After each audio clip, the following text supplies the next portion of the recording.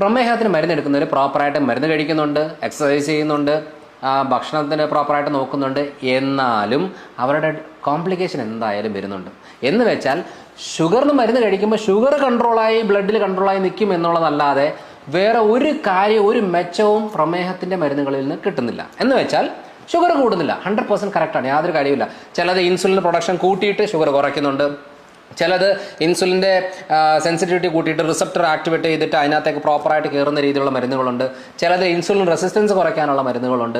അപ്പം ഭൂരിഭാഗവും ഇങ്ങനെയാണ്. ഇപ്പം ചില മരുന്നുകൾ എന്ന് പറയുന്നത് ആഫ്റ്റർ ഫുഡിൽ ഷുഗർ ലെവൽ കൂടുമ്പോൾ അതിനെ കുറയ്ക്കാനുള്ളത്, ലിവറിൽ നിന്ന് ഗ്ലൂക്കോസ് കൂടുതൽ പ്രൊഡക്ഷൻ നടക്കാതെ കുറയ്ക്കുന്നത്, കുടലിൽ നിന്നും കൂടുതലായിട്ട് അബ്സോർബ് ചെയ്യാതെ കുറയ്ക്കുന്നത്, അങ്ങനെ പല രീതിയിലുള്ള ആക്ഷൻസ് നടക്കുന്നത് എപ്പോഴും ഷുഗറിൽ ബ്ലഡിലെ ഷുഗർ ലെവൽ കുറയ്ക്കാനുള്ളതാണ്. എന്ന് പറഞ്ഞുകൊണ്ട് പ്രമേഹം വന്നതിൻ്റെ കാരണം മാറുന്നില്ല, പ്രമേഹത്തിൻ്റെ ഡാമേജ് മാറാനേ പോകുന്നില്ല. ഡാമേജ് ഉദ്ദേശിക്കുന്നത് എന്താണ്? ആദ്യമായിട്ട് നമുക്ക് കാണിക്കുന്ന ചില കാര്യങ്ങളിൽ ഈ മരുന്ന് കഴിച്ചിട്ട് കുറച്ച് കാലം കഴിയുമ്പോൾ അതിന് കൈയും കാലും ഒക്കെ ശോഷിക്കാൻ തുടങ്ങും. അതായത് മസിൽ വേസ്റ്റിംഗ് തുടങ്ങും.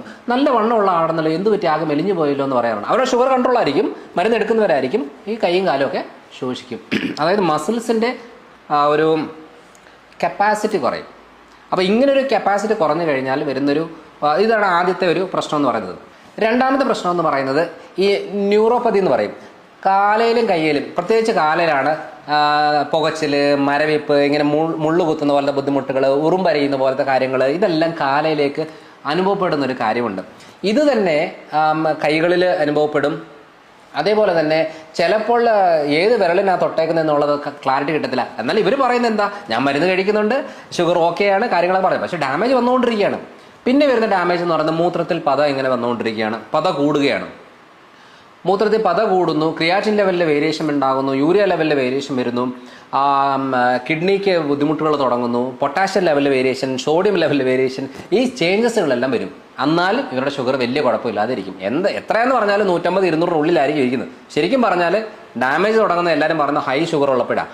അല്ല, ഷുഗർ ഹൈ ആയാൽ പെട്ടെന്നാവുന്നേ ഉള്ളൂ. ലോ ആണെന്ന് പറഞ്ഞാലും ഷുഗറിന് മരുന്ന് എടുക്കുന്നത് ബ്ലഡിൽ ഷുഗർ കുറയാൻ വേണ്ടി മാത്രമാണ്, ഡാമേജ് മാറാനല്ല. അടുത്ത ഡാമേജ് വരുന്നത് എന്താ, കാഴ്ച ഇങ്ങനെ മങ്ങി വരും.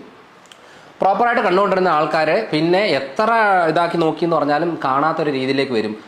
കണ്ണാടികൾ ഇങ്ങനെ വീണ്ടും മാറ്റും, സർജറികൾ ചെയ്യും. അങ്ങനത്തെ കണ്ണിൻ്റെ ബുദ്ധിമുട്ടുകൾ റിപ്പീറ്റഡ് ആയിട്ട് വരുന്നൊരു കണ്ടീഷൻ ഉണ്ടാകും. അപ്പം ഇത് ഒരു ഷുഗറിൻ്റെ ഒരു ഡാമേജ് തന്നെയാണ്. പിന്നെ ഒരു കാര്യം എന്ന് പറയുന്നത്, ഈ പറയുന്ന ബ്രെയിൻ ഫങ്ഷൻ പ്രോപ്പറായിട്ട് നടക്കത്തില്ല, പ്രോപ്പറായിട്ട് കാര്യങ്ങൾ ഓർക്കാൻ പറ്റുന്നില്ല, മറവിയുടെ പ്രശ്നങ്ങൾ, പറഞ്ഞ കാര്യങ്ങൾ മാറ്റി പറയുന്ന രീതികൾ, അതേപോലെ തന്നെ അങ്ങനത്തെ കുറേ ബുദ്ധിമുട്ടുകൾ തുടങ്ങും. പിന്നെ വരുന്നത് ഇവിടെ പല്ലുകളൊക്കെ ഡാമേജ് ആവുന്ന